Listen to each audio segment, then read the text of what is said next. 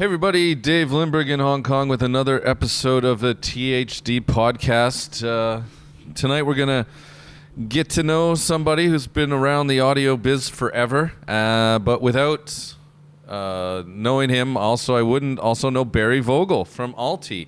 So Alti is our sponsor, the Audio Loudspeaker Technology International, and they have a trade show coming up October 24th, 25th in Orlando. So if anybody's been living under the COVID rock, we encourage you to get out there and get your audio networking on. That will be coming up in October. You can reach out to Barry for more information there. And as always, Simon coming in from Japan. How you doing this evening, Simon? Very good, Dave. Excellent. And Mike Klasco from the Bay Area, from Menlo Scientific. So a consultancy in the Bay Area. And so where do we begin, Mike? You've seemed to be in audio for quite some time. Was it always your plan to work in audio, or how did this happen? It was never my plan. It was just my hobby. When I was a kid, I used to build kits. My father got me a job in an audio store that took trade-ins called Audio Exchange, and I used to repair the audio gear during the week. And then they let me sell it on the weekends. And that's how I sort of got started. I went to NYU, took industrial technology, and that was from machine shop and plastics and similar stuff. And then, as long as we're telling the life story, around 1972, my last year in college, I started a discotheque equipment company, which that was very early in New York, and we were the only game in town. And Harvey Radio at the time would sell the equipment. We got most of the big jobs. And so the acronym is GLI. Am I thinking this is Gemini? Is that? No. They came much later. Okay. The joke was, there was a couple of jokes about what that stood for. It was Duranthium Laboratories, and of course, also it was also known as God's luxurious intestine. So, okay. So making like DJ equipment. So you were doing mixers. Were you doing so like analog DJ mixers, and you're doing loudspeakers, like the whole kit? Were you doing lighting as well, or? No. Just loudspeakers and the mixers. The rest of it, the turntables. I had done some project with TECHNICS, and they brought out a broadcast turntable modified for DJ work. We basically took the 1000 and we made it what's called the 1200. The SL1200. Yeah. I have a plaque in my office thanking me from. Were you actually involved in the design of the SL1200? Somewhat, yeah. I mean, we provided to the U.S. guys the product definition, the need for the torque, feedback suppression, because that was a terrible problem. Mm-hmm. Their tone arm and their platter resonance were about the same, and we helped them with spreading that and dampening and stuff. But I'll tell you, I was writing for DJ Times, which is the same group as Sound Communications and some of the other ones. And it was about 1985, and I basically said, TECHNICS had decided to discontinue the turntable because they saw the end of records and disco, and of course now they're like 4 more generations later. So it's just something that won't go away. So like bad clams, cockroaches in New York, I think it's they're up to the Mark 7. They discontinued the like Panasonic, of course, owns TECHNICS for everybody watching, but they discontinued it for a couple of years. But due to popular demand, they brought it back. I mean, TECHNICS 1200s. It's the workhorse of DJ world. There were some other claims like the SL1500, where they tried to do digital pitch control.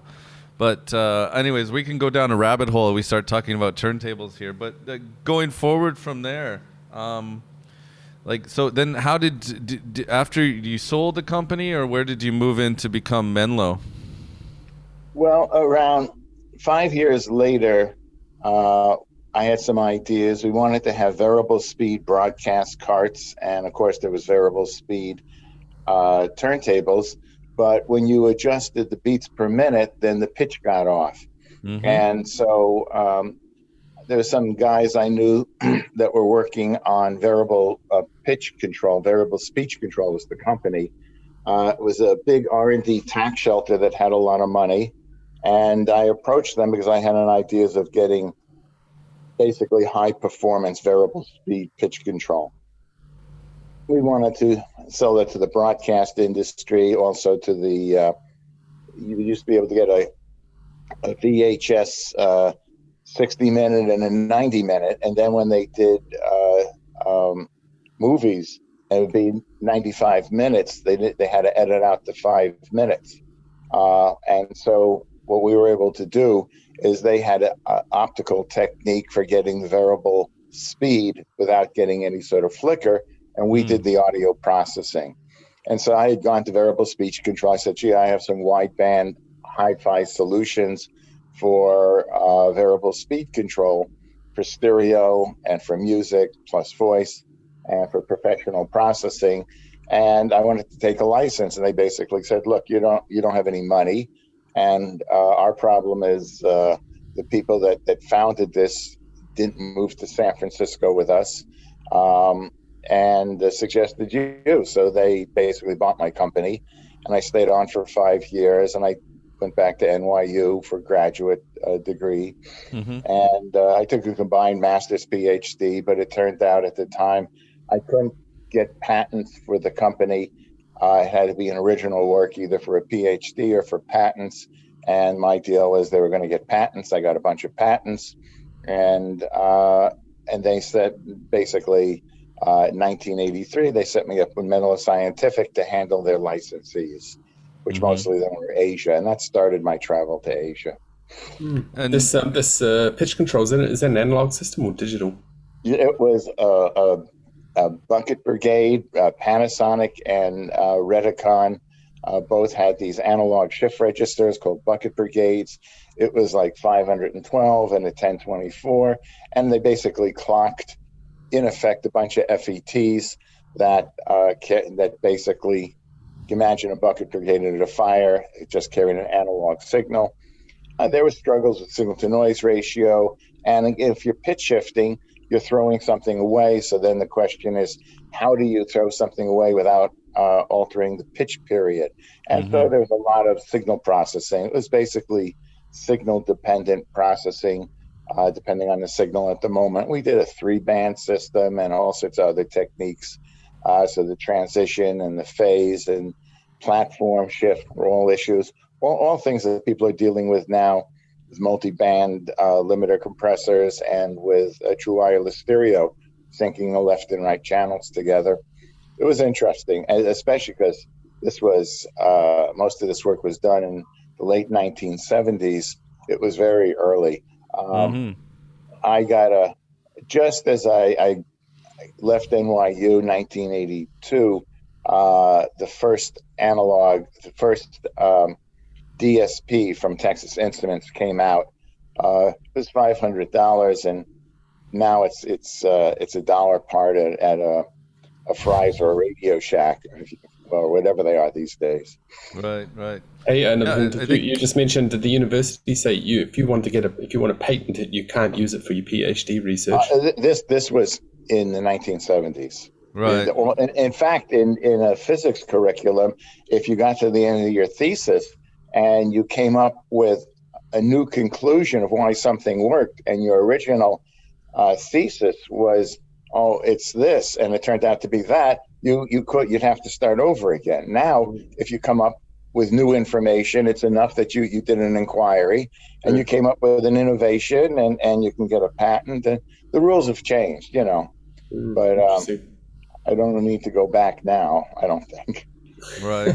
No, I think in terms of like Stanford and a few other schools were kind of pioneers in encouraging kids to have some ownership over their IP. And I think, I know the Concordia up in Ottawa, Canada does this as well, is that they allow like companies to invest in the PhD programs, and they pitch in money, and then they share the ownership of the IP as well. So it all becomes a little bit of a racket.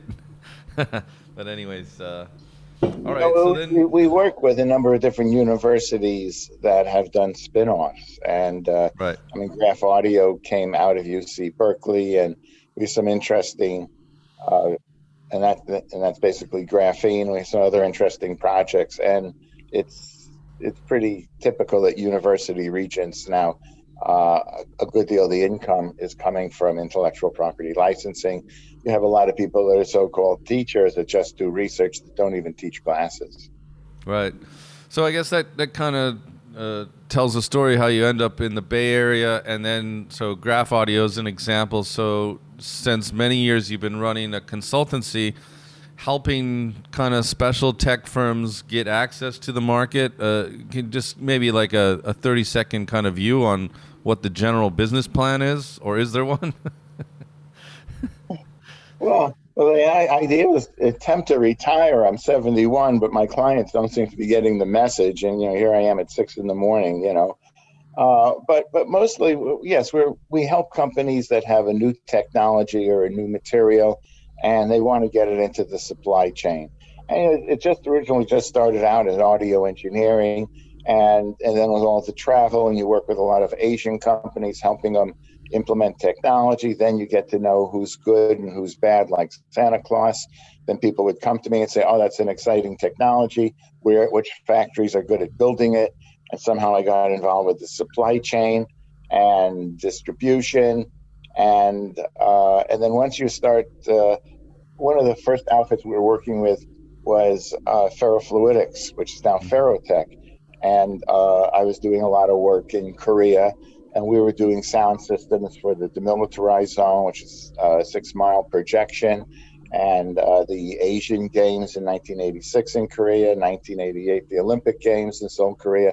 I did a lot of technology transfer for the Korean government. And we started to do very high power stuff. So we started to use high temperature adhesives and magnetic fluids. And then I started to consult for ferrofluidics. And I was doing a concert sound product line for Yamaha. Eventually that led to them acquiring Nexo. A few years later, that was their sort of dipping their feet in the water. They were doing beryllium compression drivers. Some of that was being sold to Nexo, are they Spanish? No, it's French. Oh, okay. All right.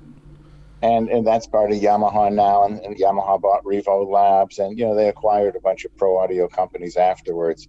I worked for Yamaha after the Korean government stuff was 1983 to 1989. Yamaha, I think at that point, liked the Olympic Games were very successful, the sound systems. There was a stadium with 110,000 people, and we could, dry clean their clothes. The Korean government, the Korean Olympic Committee was trying to decide, did they go to Toei and Yamaha that had done the Japanese games? And then they say, well, they came to us and said, look, you're doing the demilitarized zone and sounds projecting 6 miles. Can you fill a stadium with 110,000 people, and do a sound system? And I said, we could cut it back, and I had unlimited budget, and a Sammy Sound was about 1,200 people, and we wound our own voice coils and made our own cone paper. I had an army, and it was very exciting at the time. And working in Yamaha, I worked in Hamamatsu and above their automated concert sound piano factory. So they're making concert pianos through total automation. And the Pro Audio was in the floor above that. And that's where I worked for a couple of years. So these would be the Yamaha like grand pianos to compete with Steinways and stuff like that? The ones that we were above competed with Steinway because they were made the automated ones. The manual ones, you had to be special. It wasn't just that you had the money. So I worked above the factory for the unspecial concert pianos, and they were still about $25,000 even back then. And you still had to wait on a list. But the handmade ones, you had to be really special for that.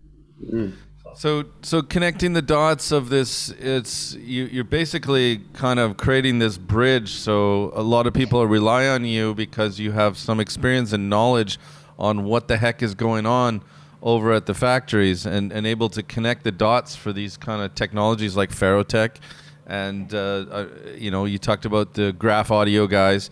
So people, I guess, they come to you and they're like, how do we get involved in getting our stuff put into these speakers?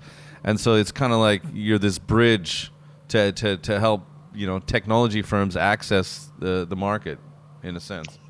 Well, generally they don't describe it as a bridge, more as sort of like some grease or something to stick between things that scratch each other. And in the beginning, it was either the project had not gotten into the market, or it was in the market but people weren't using it properly. Around the end of the Yamaha time, DuPont hired me. They wanted to get Kapton into the market. And there was issues with plasticizers and adhesives and things not sticking, and product definition and other stuff. So I wrote the DuPont Kapton cookbook, and Kapton was fairly successful for speaker bobbins. And then from there, I started to be the only game in town for introducing new materials into the loudspeaker supply chain, especially because that was transitioning off outside of the parts suppliers in the U.S. And so the usual supply chain wasn't getting the business anymore. And the material started going off to Asia, and they didn't have the process control or the right adhesives, the solvent systems to do what people wanted. And we were doing a lot of that for years. Did you find that a lot of the business, like one thing a lot of people don't realize is how small audio business is. Certain chip companies, they come along and they go, yeah, we're gonna conquer audio, and then you tell them, well, do you know that Sennheiser will only ship maybe 250,000 units a year of a SKU using your chip, and then the chip companies that invested $20 million to spin a piece of silicon go, well, that's not worth our time. So the question is, do you find that you've caught a lot of business just because audio is a very kind of special area? And like material supply, for example, like somebody like BASF or whatever these materials companies are, to have somebody dedicated to sell into that channel, it doesn't make sense for them once they realize how much money is in it. So do you find that a lot of what you've done in business is just because of the specialization of audio? That was very true a long time ago. 10 years ago, I had a project with Power Integrations. They had a power supply chip, which is ideal for audio. It's a switching power supply.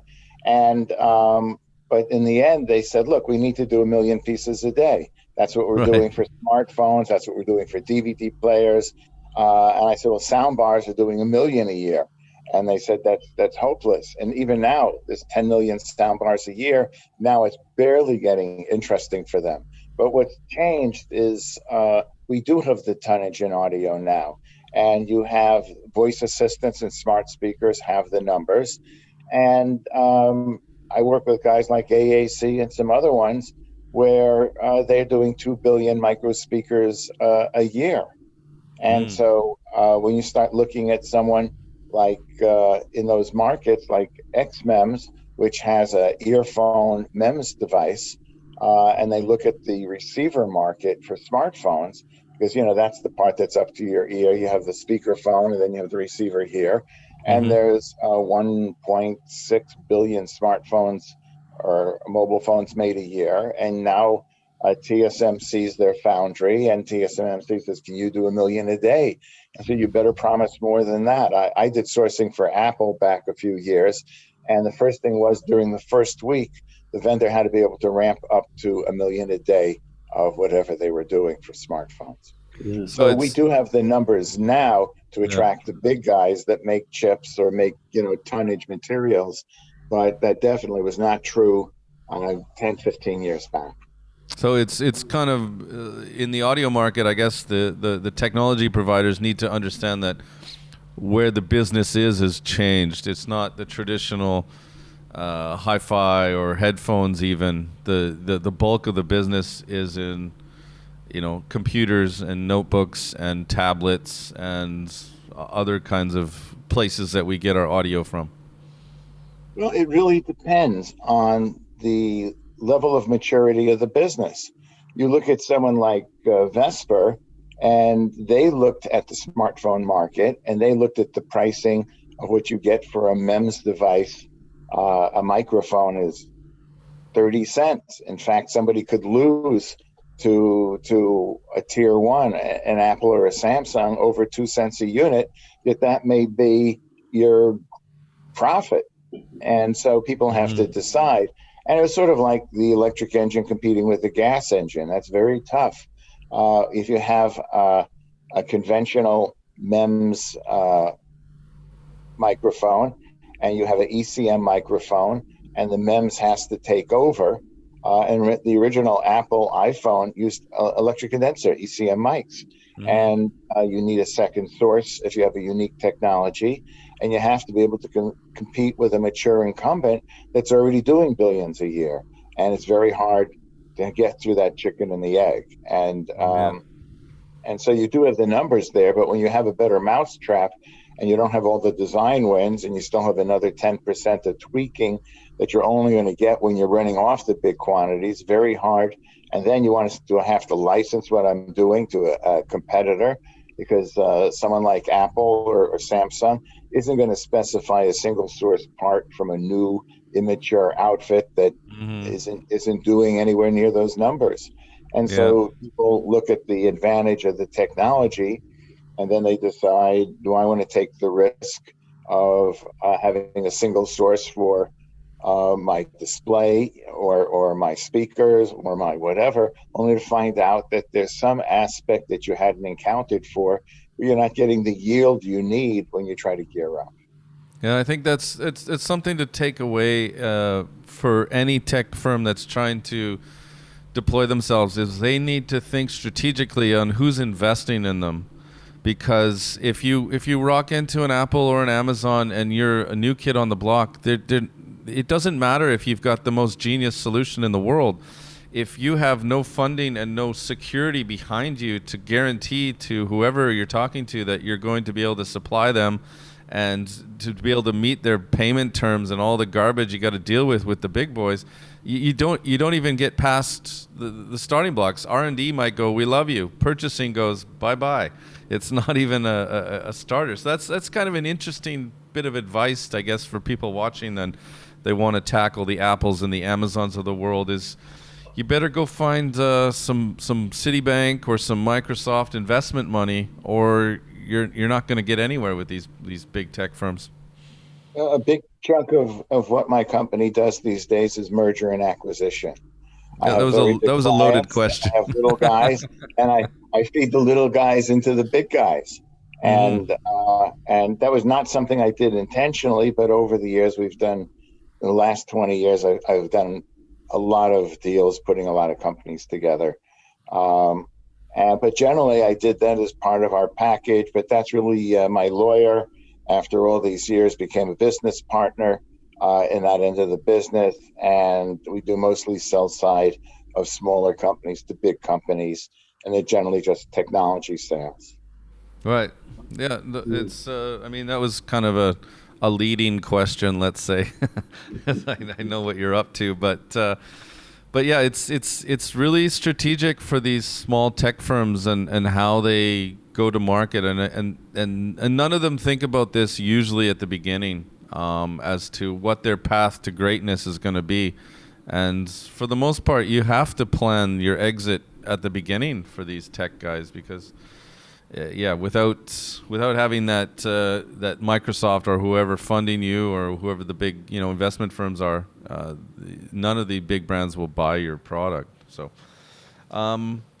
you've been in the Bay Area for, what are we talking, like 40 years or something? Yeah, just about 40 years. Okay.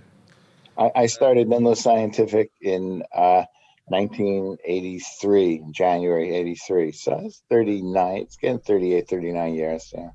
So at that stage, was there already quite a steady transition from US manufacturing over to Asia? Yes. Well, it was starting to happen. Of course, a lot of it had moved to Japan. Back in my discotheque equipment day, we used a lot of these cottage farm production. For example, if you looked at Panasonic, they had a huge assembly facilities. But JVC, Japanese Victor Corporation, which was part of the same company at the time, was made of a lot of people that worked in their homes. And on weekends, they went into this huge facility and they did the assembly work.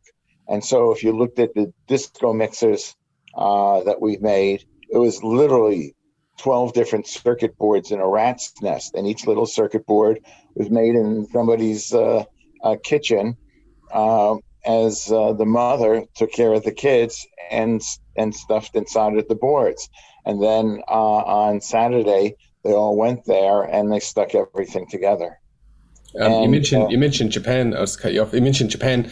Do you think there's quite a significant difference between what happened in terms of the Japanese industry as opposed to the Chinese, whereby the Japanese were building their own brand and selling that, and the Chinese were doing more OEM? No, there was a ton of back when you were a little baby.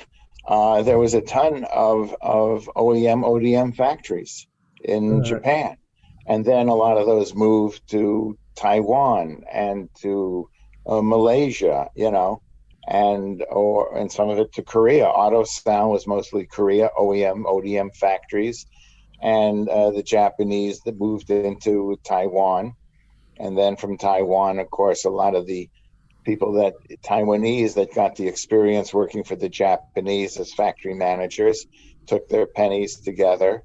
And Taiwan was a lot of the entrepreneurs that in middle class that cleared out of China 1949, 1950 when Chiang Kai-shek lost. They went to Formosa, Taiwan. And those families had some money to set up businesses, and those are the ones that picked up and went over to, in some cases, China. Now, the Japanese mostly went over to Malaysia, and a lot of the Chinese went over to China, and Korea also did a lot of transplant work, both in Thailand and China. And so it was a whole transition, and it was continuous evolving from Japan to Taiwan. The hard drive business went to Singapore and Malaysia. And then eventually, and Korea also was getting certain aspects of the market. Of course, the capitalization was much heavier there, and there's few startups. In Korea, what was happening is all the small companies got eaten by the big trading companies. So back in the early 1980s, the technology transfer program I worked with for the Korean government was their fear of the government's fear was so much of their gross national product was exported by Hyundai, Daewoo, Samsung, Lotte, and so on. And those were not at the time very well-run companies. In some ways, it was the gangsters that existed after the end of the Korean War that were selling off military equipment became trading companies, and those trading companies would eat the manufacturing companies.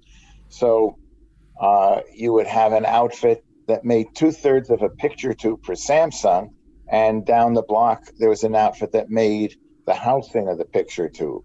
And they'd pull what was known as the Sears. On Tuesday, Samsung would call up and say, "Thank you for your service to Samsung. We've been exporting and assembling, doing final assembly of your product for the last few years, but we no longer need anything from your company as of today." And the next day they'd get a phone call, "We hear you're for sale." And then they would buy the two companies that made the parts, put them together, and they were already handling the export of the finished part anyway.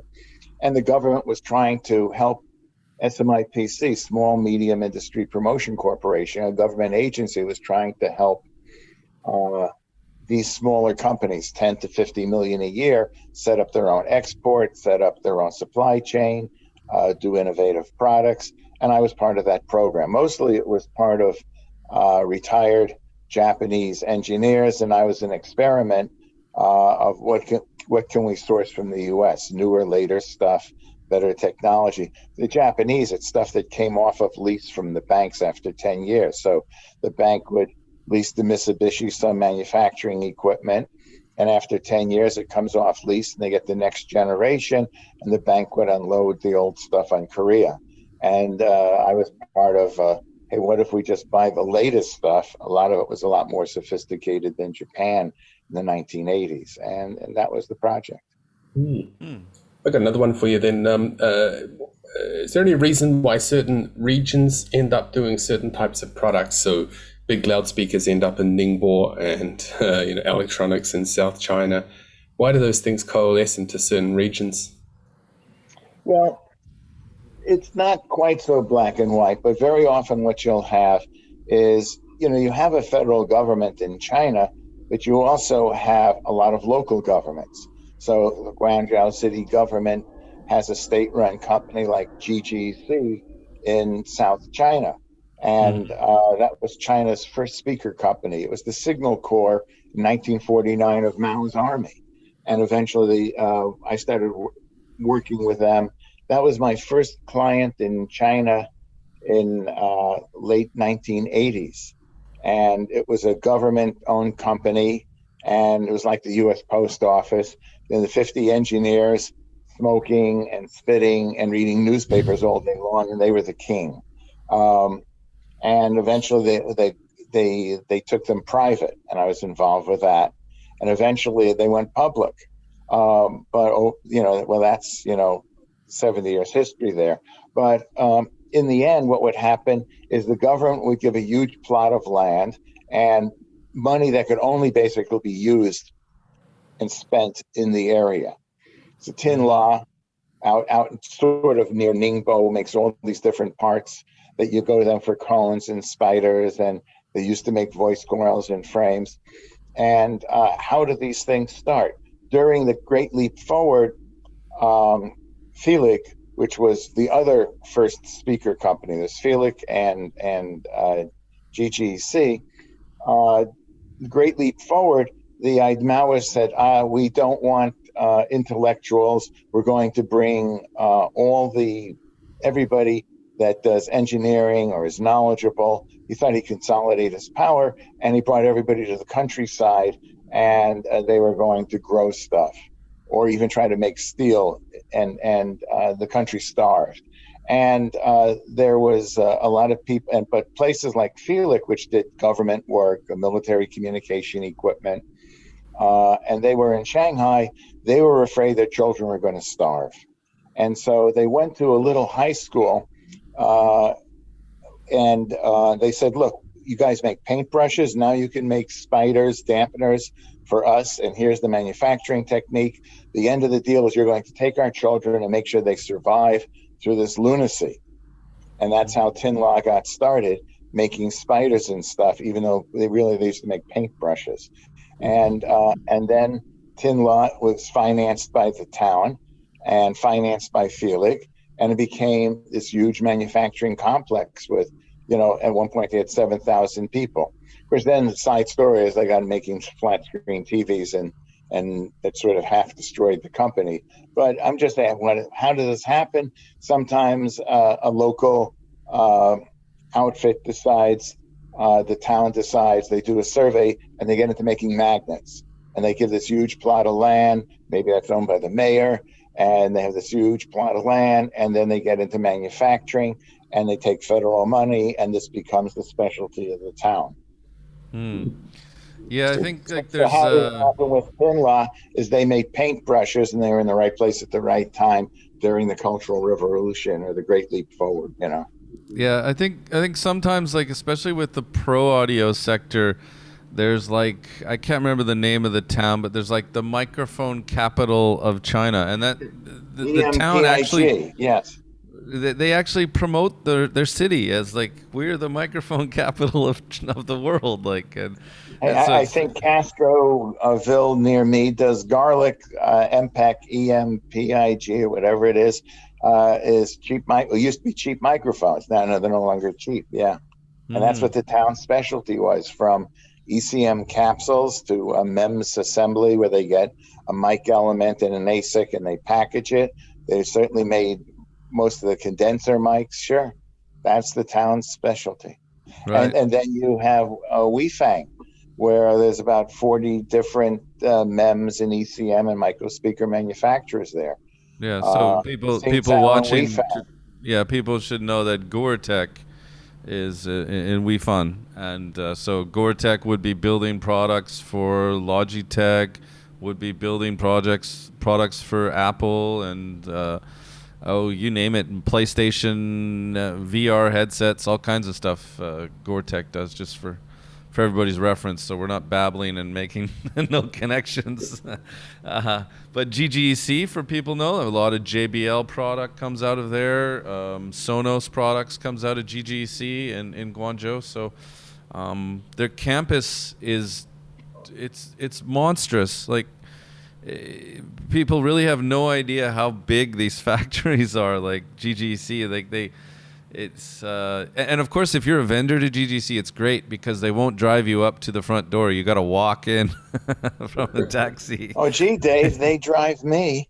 Oh, well, yeah. I guess you're. That's why we're interviewing you. That's why we're interviewing you, and not vice versa.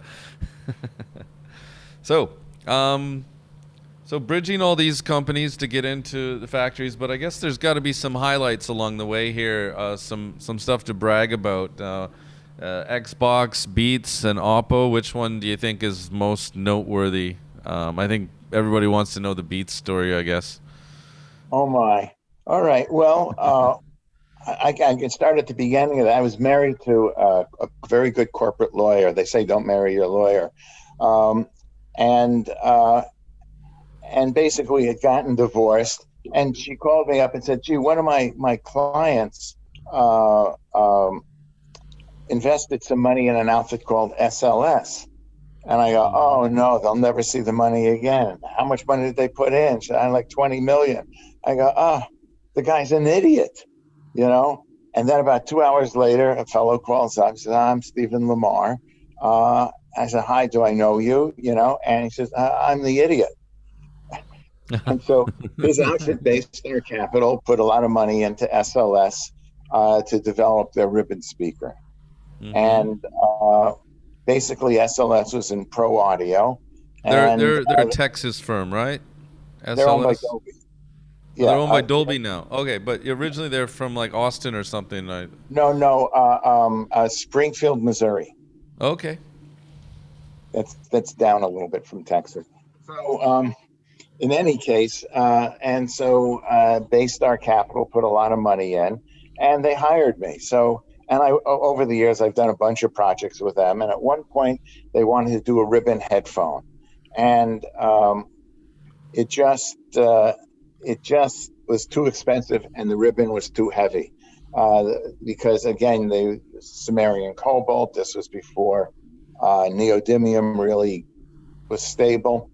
And but it was going nowhere. The getting it to the consumer market wasn't going well. They were in Walmart, but it wasn't selling. And Baystar Capital decided to pull the headphone development out of the project. And so I was working for SLS. I was also working for Monster.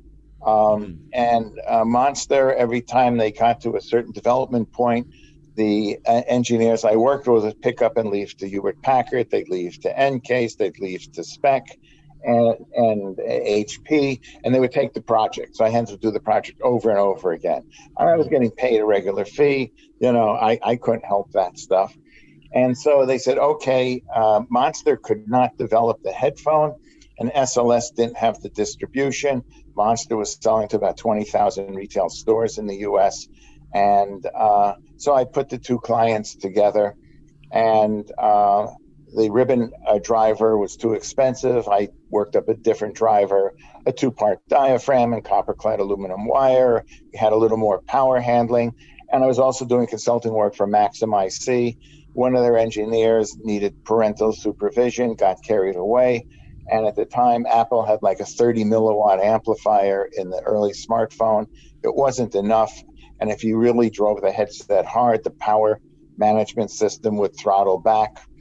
But we had problems with active noise canceling and noise in the amplifier that Innovation Acoustics had come up for the product. It was a self-powered headset, which was pretty unique at the time. And the Maxim IC had a lot of power handling. Our driver had a lot of power handling. So the Maxim IC was almost a quarter of a watt in stereo, which was insane for a headphone. And instead of one battery, we had to use 2 AAAs to get the voltage up. Then there was a boost converter. It was really a hot rod system. And so we had a driver that could handle a lot of power, and we had a lot of power that was very clean. And then we thought we could do I thought we could do 5,000 headphones a year. Noah Lee, the founder, thought we could do 10,000. We sent a sample over to Best Buy, and they ordered 10,000 a month. And actually, at some point, we were doing 50,000 a month with just them. But what they did is you went into a Best Buy, and there was a display, but there was no level control, and it was loud. There was only one button on the kiosk. You know what it said? Louder. And so people could hook this into their iPhone, which had 30 milliwatts, and all they had to do was drive the input stage of what was a quarter watt amplifier. And there was shock and awe. It played very, very loud. There was an insane 20 dB of bass equalization, but it could handle it. It was at least the early ones were relatively clean and played unbelievably loud. And I guess the rest is history. Meanwhile, years later, Oppo, which I had worked with SLS and Oppo, because for the Walmart stuff, we were looking, Oppo was going to do the DVD player. In the end, we ended up going with Inkel Sherwood, but I had a relationship with Oppo from that project, and they came back to me and said, look, we want to expand from our DVD player. The future of the DVD player is looking dim, and that's all we do is DVD players. How do we expand and use our reputation of Oppo, enhance the prestige, and later on we'll bring our smartphone to the U.S. market? So at that point, I had worked with Igor and Stravinsky and Daiichi. I brought Igor into Daiichi, and we were starting to do ribbon products. I had brought in Tape Switch, which is, and there's a Canadian ribbon outfit that eventually got bought by East Tech. But I had brought some of that stuff into Daiichi, and they looked at it. And then I brought in Bollinger Grabner into Daiichi, which made ribbon planars, high power stuff that got bought by Christie. And most of that stuff now goes to Dolby Atmos movie theaters. A lot of the SLS stuff, Daiichi had done a lot of work for them. And so Daiichi was up to speed on ribbon drivers. And the ribbon driver that Igor was working on for SLS finally was perfected years later by Daiichi, and I used that in the Oppo headphones, Oppo PM1, which was pretty famous. The only problem is Oppo, went from 5 or 6 billion a year to about 50 or 60 billion. It's Oppo, it's Vivo, it's like One Plus or whatever it is. So they've gotten too big, and DVD players got too small, and they got out of the expensive headset business and just make less expensive headphones now. I think Vivo, Oppo, I think it's BBK, which is the parent company. Yes. Yeah, our friend Alan Wu is connected. We interviewed him before, but his plastics factory is owned by BBK, so it's all incestuous little audio world here. So. What's I guess it's I don't know the right word, is the twilight of Menlo. Is this is there plans for retirement, or are you just going to keep trucking? Well, I mean, the problem is if I retired, my wife would kill me in about 20 minutes. I got to be doing something. Audio is my hobby, so I don't think that's going to change. Yeah. Ever. So basically, it's easy to work when it's fun. Yeah, I'd say. Yeah. All right. Simon, anything else that you'd like to know about? Curious about one thing, say back in the day, early 80s, how did you go about finding factories in Korea and China and Japan and the various places? Well, because what happened is the variable speech control, VSC, had set me up in business. That we had licensed for the previous 5 years. We licensed Sony, JVC, Sanyo, Hitachi, Radio Shack. we were already involved in licensing our signal processing technology to audio companies. So they found you. Basically set me up in business to take care of the nuisance stuff. I was doing it anyway before. And then the NSCA, which is more or less tied to Infocom these days, had set up a trade show in Las Vegas in like 1984. And we were using a British tweeter from an outfit called HH, which was a bullet tweeter, a ring radiator. And then I was at this trade show, which was the NSCA show, the first show, which we now know as Infocom. And there was a Korean pavilion. And I saw what looked like the HH tweeter. And I said, what's a Korean company doing with a British tweeter? And they said, oh, no, we make that. And I looked at it and I said, I'm buying these. This looks like what we're buying. They said, no, we just copied it. And I said, well, if it's a copy, it'd be cheaper. And I was paying $18 and they wanted $10. I said, I know where I got to go. I said, but this product's got like 8 serious problems with it. And HH will never get around to fixing it. And they said, and they brought their chief engineer forward, Dazu Lee, who I've worked with ever since then on various projects. Mm-hmm. And they said, oh, no, it's only got a few problems. What are the problems? And I sort of reeled out all the reasons why these things would come back. They used the tweeter arrays in discotheques where the DJ would have a separate level control, and you'd have an array of 4 of these tweeters. And apparently they didn't know it had all these problems. And the next thing I know, I was hired by the Korean government to help them with it. And then one thing led to the next. And once you're out there, I used to be out there for a month, the Korean government would bring me all sorts of companies and factories that wanted to avoid dealing with the mafia, the Daewoo, Samsung, Hyundai gangs. And so I would find distribution for them. And then American companies started to come to me to say, hey, where do we get this built? And so if you're busy fixing some company's problems, you know who's good and who's bad. You bring a new technology to Asia, and then you help them with their process control. You know who has the right people and the right machines, the right budget for doing it right, and who has stable engineers and who doesn't. And somehow it's sort of, you inadvertently find yourself as a dispatcher and matchmaker in the business. Yeah, it's like you dip your toe and then they suck you right in. I think it was, what's his name, from Samsung in Long Island, Doug. I forget his family name, but anyways, the CTO of Samsung, he looked at my CV once and he noticed that there was like a 1-year gap where I didn't work in audio. And he goes, yeah, see, you tried to get out, but then they just suck you right back in. I mean, it's cliche, but it really is. Once you get started in this business, it's hard to get out. But I think I think most of the people I work with in audio were doing something else, and they wanted to go into audio. And some of these guys, one was had a chain of dentist offices. He was a dentist originally, and other guys are accountants and stuff. But audio is more fun. Yeah, it's just it's not as profitable as as medical or whatever. But anyways, so people watching, like Menlo is kind of the go-to if you've got some great new idea and you wanna flush it out.